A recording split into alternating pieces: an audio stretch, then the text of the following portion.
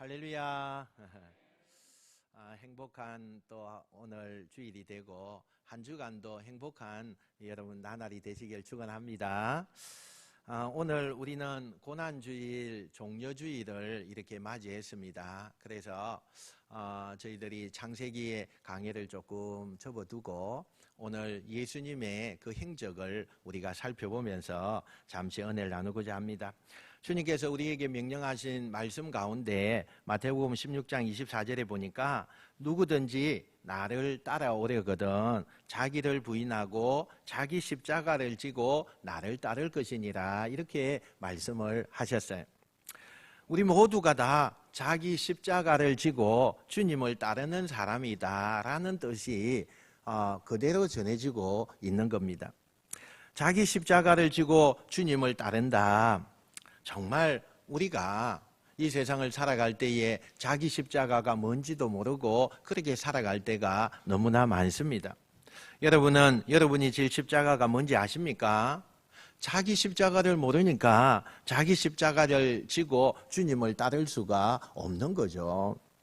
오늘부터 시작되는 고난주간에는 예수님께서 십자가에 못에 박혀서 정말 달려셨을 때에 그 고통과 그 아픔이 엄청나게 컸지만 그 십자가상의 죽음을 직전하는 그 시간에 7마디의 말씀을 하셨습니다. 그 말씀을 우리가 가상칠언이다 이렇게 말합니다. 그 7마디의 말씀을 가지고 고난주간 새벽기도회를 저희들이 내일부터 시작하려고 합니다. 오늘 들어오시면서 여러분들 책잘 다 받으셨죠? 새벽마다 들고 오셔서 또 여러분이 가정에서 그 책에 있는 월요일부터 이렇게 쭉 차근차근 예수님이 어떤 말씀을 십자가상에서 하셨는가라는 것을 생각하면서 옆에 있는 말씀을 똑같이 옮겨 적고 그 다음에 그 은혜가 된 그 말씀을 잠깐 여러분이 밑에다가 이렇게 하시면 참 좋은 고난주간이 되지 않을까 생각이 되어집니다. 특별히 새벽기도에 나오셔서 말씀을 좀 더 같이 나누고 또 조금 더 우리가 예수님을 함께 생각할 때에 그 은혜가 아마 충만해지리라고 저는 믿습니다. 그래서 여러분들 내일 새벽부터 우리 새벽기도에 나오시기 바랍니다. 한 번도 안 나오신 우리 성도님들, 내가 7일 동안 다 나오지 못하겠다 그러면 나는 한 이틀은 나와야지 작정을 하고 그 전날 밤에 일찍 주무셔서 그리고 나오셔서 함께 예수님의 말씀을 꼭 한번 묵상하는 그런 시간이 되시길 바랍니다. 저는 이 가상칠언을 통해서 하나님께서 우리에게 반드시 우리가 져야 할 십자가가 뭔지를 보여주실 거라고 믿습니다. 저는 이 말씀을 묵상하면서 예수님이 십자가에 달리셨을 때 어떤 느낌이었을까? 제가 한 주간 예수님의 그 십자가상을 바라보면서 묵상을 깊이 했습니다. 그래서 주님이 십자가에 달리실 때에 그 주님께 내 감정을 좀 이별해서 정말 내가 그 십자가에 주님이 달리실 때 나도 거기에 달린다 그렇게 생각을 하고 그 느낌, 주님이 생각했던 그 상태를 조금이라도 한번 생각을 해보았습니다. 그러다가 화들짝 놀라서 그만뒀습니다. 예수님이 십자가에 못 박히실 때에 양쪽 손목에 큰 대못을 박는데 제가 견딜 수가 없더라고요. 내 손목에 그 군병들이 큰 대못을, 녹슨 대못을 내 손목에 박는데 견딜 수가 없어서 중단을 하고 그 자리에서 일어났습니다.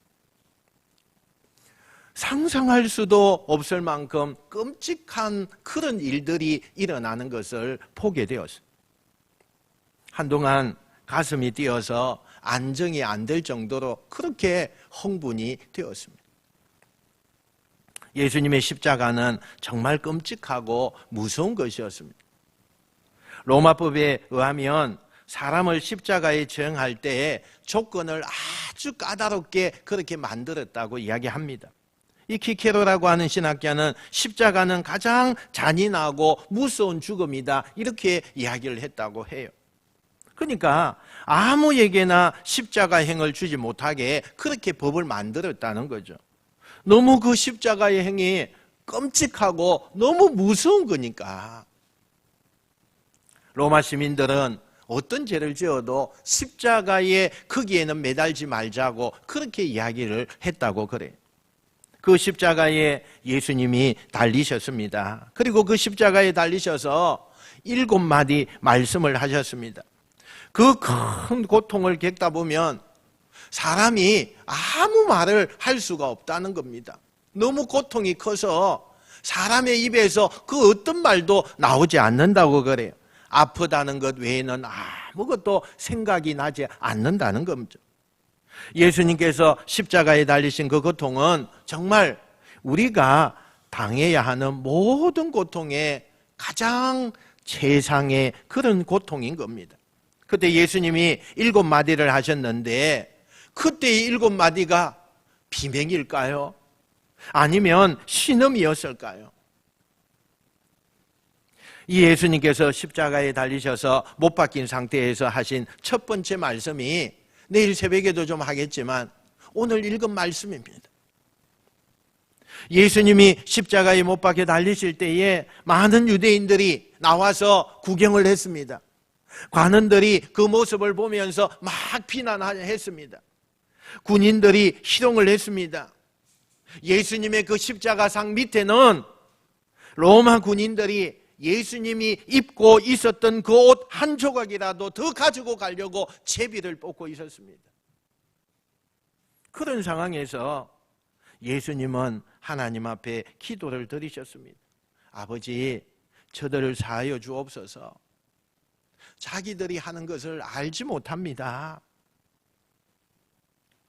예수님은 평소에 제자들과 함께 산에 올라가셔서 말씀을 전할 때가 있었습니다. 그걸 우리는 산상수훈이다 마태복음에 그렇게 나와 있습니다. 그때에 내 원수를 사랑하고 너희를 핍박하는 자를 위하여서 기도하라 그렇게 말씀하셨는데 예수님 자신이 그 말씀을 오늘 지키고 있는 겁니다. 예수님께서 자기를 십자가에 못 박는 이들을 용서하셨을 뿐만 아니라 그들을 하나님 앞에 변호하고 있는 모습인 겁니다.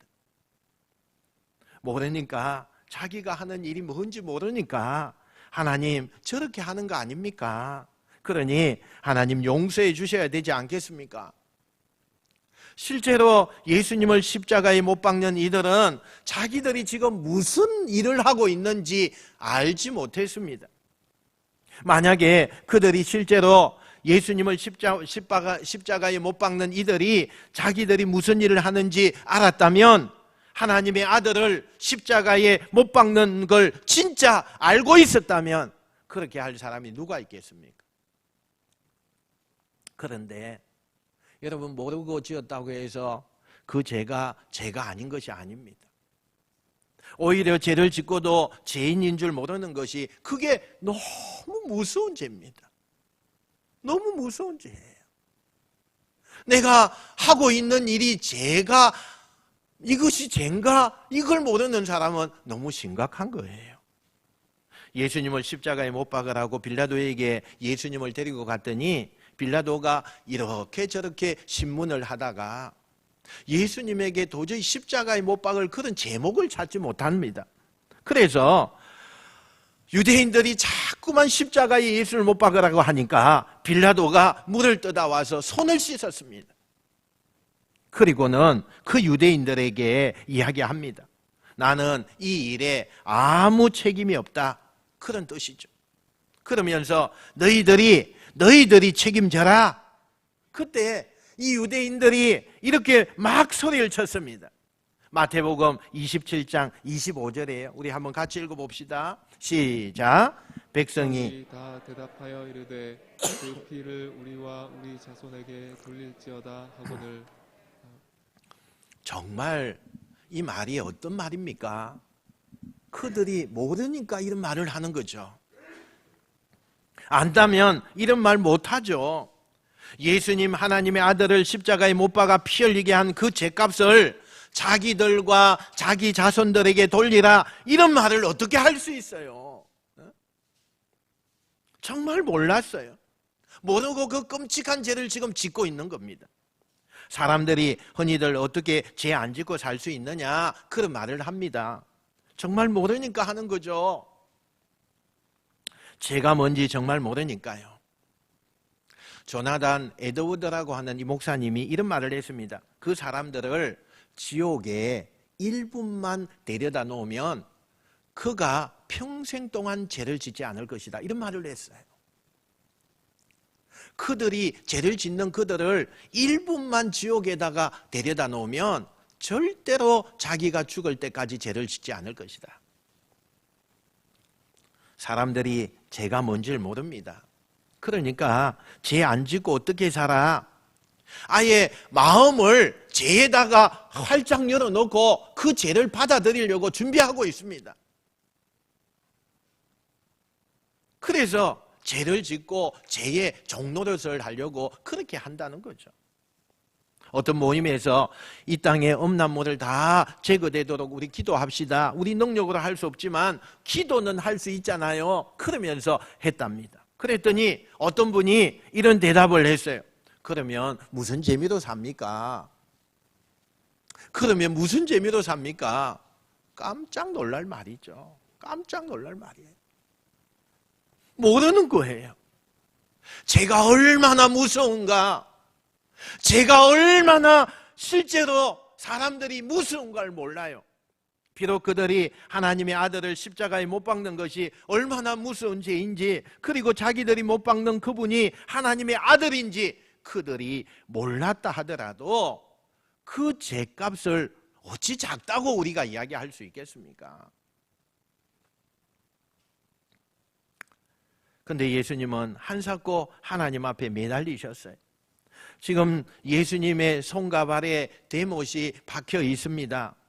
그런 상황에서 하나님께 하나님 몰라서 저런 거니 저들의 죄를 용서해 주십시오.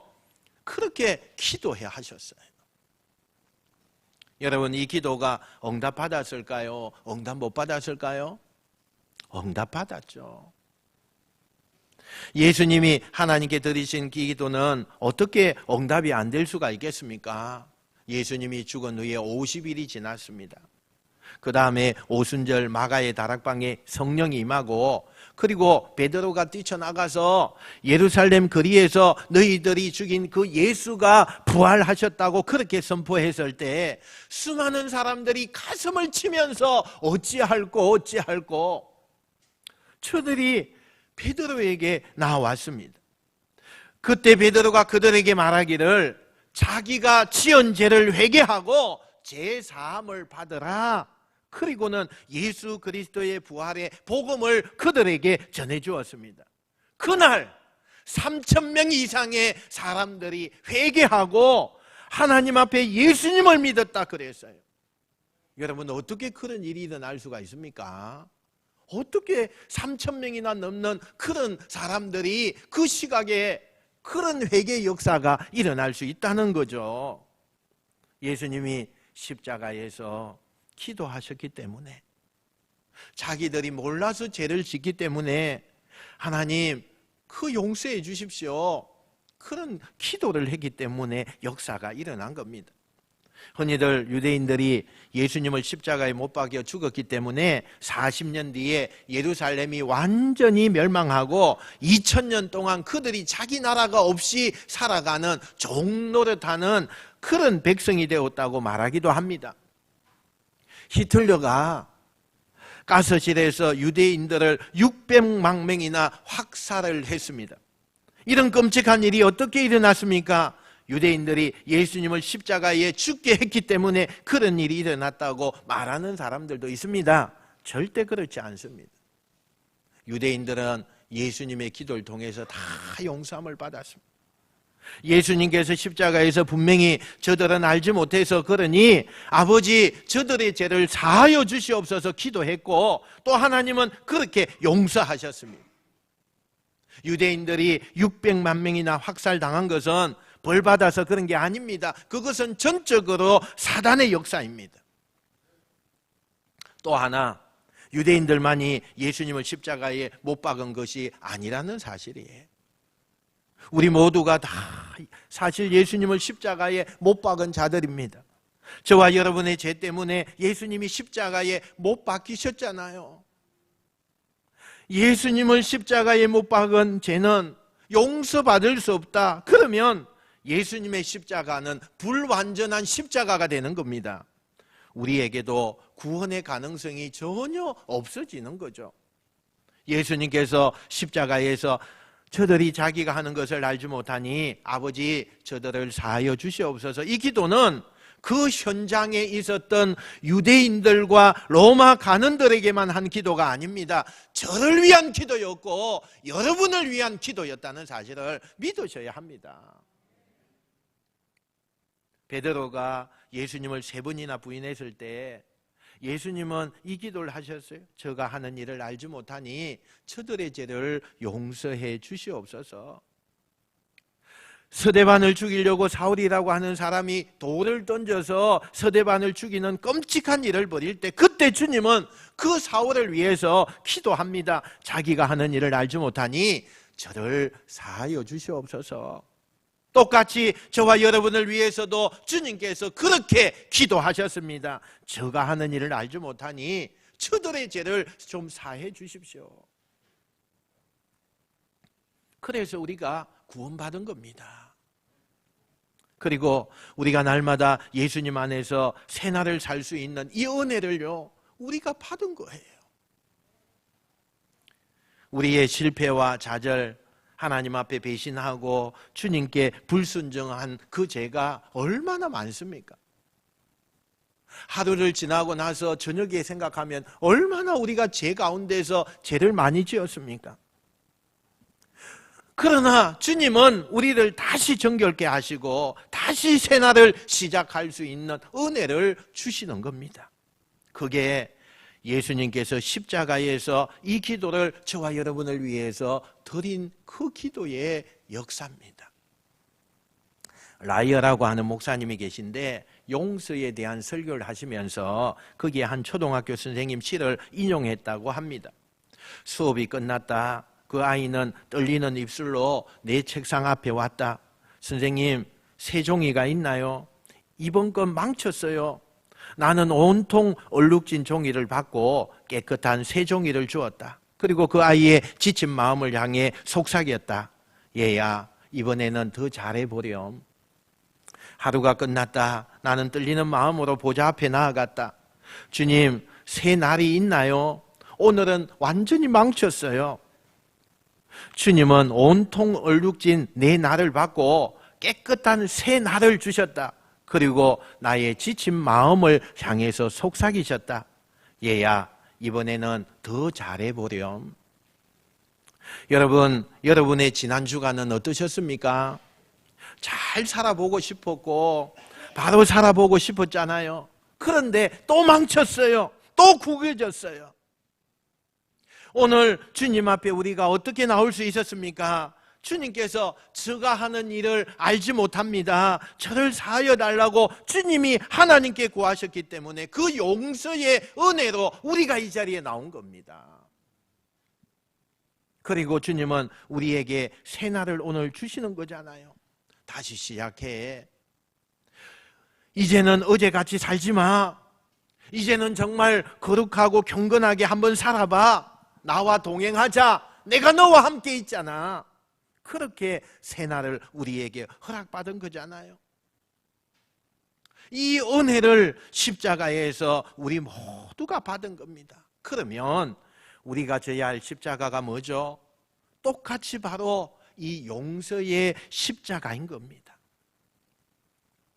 예수님의 제자였던 스데반, 그는 예수님의 부활을 전하다가 돌에 맞아 죽습니다. 그런데 그가 죽을 때 예수님이 하신 이 기도를 똑같이 했습니다. 주님, 하나님, 저들을 사하여 주옵소서. 여러분, 이 기도에 사도 바울이 구원받았습니다. 스데반을 죽이기에 제일 앞장선 이 사도 바울, 그 주동자 역할을 했던 이 사울이 예수님을 만나고 사도 바울로 변화가 되었습니다. 사도 바울도 유대인들에게 얼마나 시달림을 당하고 많은 환난을 겪었는지 모릅니다.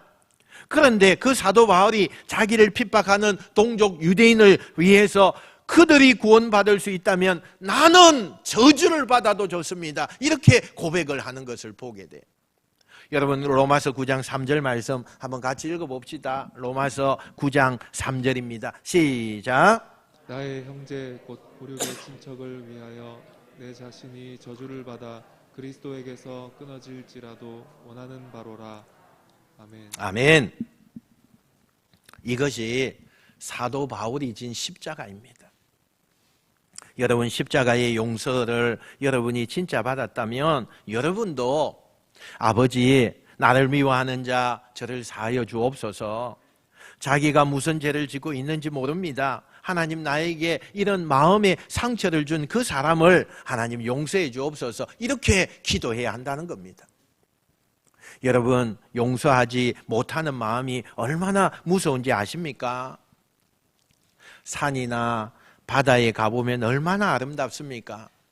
그런데 내 마음속에 미워하는 그 마음이 가득한 상태에서는 산도 바다도 전혀 아름답지가 않습니다. 여러분, 경험 안 해보셨습니까? 여러분 마음속에 미움이 가득하면 그 미워하는 그 사람이 입으로 옳은 말을 해도 나는 그 옳은 말조차도 싫어지는 겁니다. 판단력, 감정 완전히 다 망가져 있는 겁니다. 그렇게 피곤한데도 밤에 잠을 못 잡니다. 그렇게 맛있는 음식을 먹어도 입맛이 없습니다. 미워하는 마음을 풀지 않으면 이건 정말 무서운 죄가 되는 겁니다. 하나님께서 우리에게 용서하시고 그리고 우리에게 이 용서의 십자가를 지라고 하신 것은 우리를 구원하시게 하기 위하여서 하나님이 그렇게 말씀을 하고 계시는 겁니다. 하나님, 돈이 필요하고 건강이 필요해요. 그러면 하나님께서 뭐라고 말씀하십니까? 너희가 진짜 필요한 것은 용서야. 용서. 용서가 나를 치유하는 능력이 되는 거예요. 하나님, 저에게는 친구가 필요해요. 그러면 주님이 말씀합니다. 너희 지금 있는 그 친구 용서해라. 그리고 그 친구에게 가서 용서를 구해라. 여러분, 용서 없이 우리가 교회를 섬기고 용서하지 못한 그 상태에서 나가서 전도하는 거 다 허사입니다. 예수님과 관계가 없어요. 우리가 용서의 십자가를 질 때 우리가 사는 겁니다. 진짜 구원을 그때 누리게 되는 거예요. 사람들은 좋은 사람을 만나기를, 그런 사람을 만나기를 좋아합니다. 선한 사람 만나는 거 좋아합니다. 아주 아름다운 사람 만나는 거 너무 좋아합니다. 그런데 죄인은 만나기 싫어합니다. 비난하고 정죄하고, 그리고요 그를 외면합니다. 그래서 여러분 아십니까? 예수님께서 우리를 만나주신 곳이 어딘지 여러분 아십니까? 우리의 죄악 속에서 예수님이 우리를 만나주셨어요. 내가 죄악 가득, 내 마음속에 죄가 또 가득, 세상의 죄를 다 안고 있는 나에게 그때 주님이 나에게 찾아오셔서 나를 만나주신 거예요. 예수님이라는 이름의 뜻은요, 자기 백성을 죄에서 구원할 자이다, 이런 뜻입니다. 우리가 예수님을 우리가 죄에서 만났고, 그리고 지금까지 우리가 주님과 동행하는 관계가 시작이 된 겁니다. 그런 우리입니다. 그런 우리예요. 그러니 우리가 다른 사람들의 좋은 것과 아름다운 것과 선한 것만 좋아하고 그 사람의 죄를 비난하고 정죄하고 외면한다면 말이 됩니까? 이게 말이 되는 거예요. 우리도 모든 인간관계의 시작은 그 사람의 죄에서 시작이 되어지는 겁니다. 그 사람의 죄를 내가 용서할 때 비로소 그 관계가 시작이 되어진다는 거예요. 여러분, 더 이상 안 돼요, 못 해요, 내 경우에는 특별해요 라고 말하지 마세요.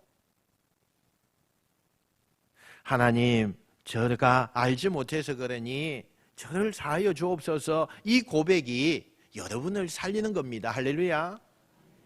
그렇지 않으면요 다 죽어요. 저절로 되는 거라면 십자가라고 할 이유가 없겠지요. 우리가 져야 할 십자가 외면하면, 그러면 우리는요 진짜 완전히 망가지게 됩니다. 내가 진짜 용서받은 사람인지 내가 용서하는 것을 보면 알 수 있는 거예요. 여러분, 우리가 용서의 십자가를 져야 될 사람은 의외로 우리와 너무나 가까이에 있는 분들입니다. 여러분, 남편이나 아내 때문에 힘들어하는 분이 있습니까? 그러면 저희 죄를 사하여 주옵소서, 몰라서 그렇게 하는 겁니다. 여러분, 이 기도 하셔야 합니다. 자녀 때문에 눈물로 탄식하는 분이 있습니까? 마찬가지입니다. 하나님, 제가 몰라서 그러니 저를 사하여 주옵소서, 기도해야 합니다. 여러분에게 마음의 상처를 주는 사람, 여러분을 진짜 힘들게 하는 사람, 여러분 그 미움의 감옥에서 벗어나야 됩니다. 그를 위해서 용서의 기도를 해야 하고, 용서의 십자가를 질 때 비로소 여러분들은 그 마음의 감옥이 깨뜨려지는 것을 경험하게 될 것입니다. 저주 같은 마음의 그 굴레가 벗겨지는 거요, 그거요 느껴지게 돼요.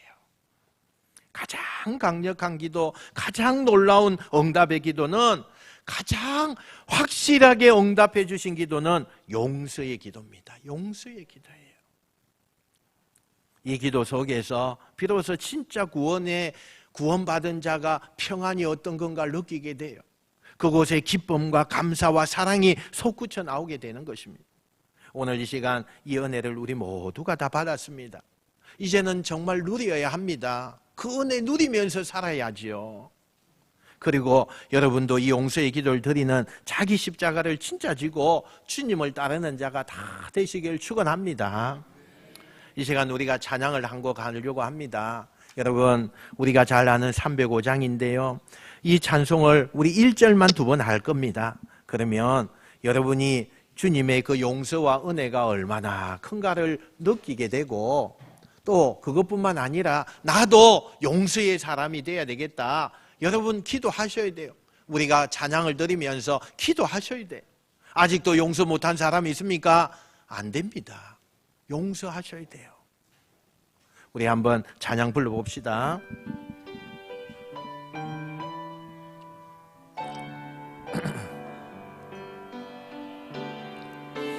나 같은 죄인 살리실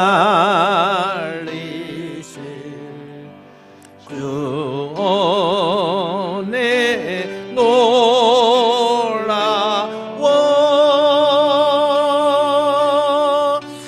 잃었던 생명 찾아고 광명으로. 이제 눈을 감고 1절 한 번 더 하겠습니다. 나 같은 죄인 살리심. 나 같은 죄인 주여 주님 주 은혜 놀라워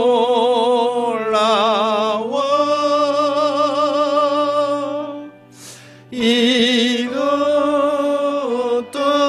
생명 찾아고 광명을. 이제는 반주만 하겠습니다. 여러분 눈을 감고 내가 용서해달라고 기도하시길 원합니다. 주여 주님 하나님, 오늘도 우리에게 은혜를 더해주셔서 용서의 은혜를 주옵소서. 용서의 은혜를 주옵소서. 주님이 십자가상에서 제일 첫 번째 하신 말씀, 하나님 오늘 우리의 마음에 새기게 하시고 역사하여 주시고 인도하여 주시고, 하나님 정말 우리의 마음에 용서하지 못한 것 주님 내려놓고 용서하는 역사 일어나게 해주옵소서. 이제 이후부터는 기쁨이 넘치게 하시고 하나님의 능력이 임하는 역사가 있게 하나님이 도와 주시옵소서. 하나님 역사해 주옵소서. 주여 역사해 주옵소서.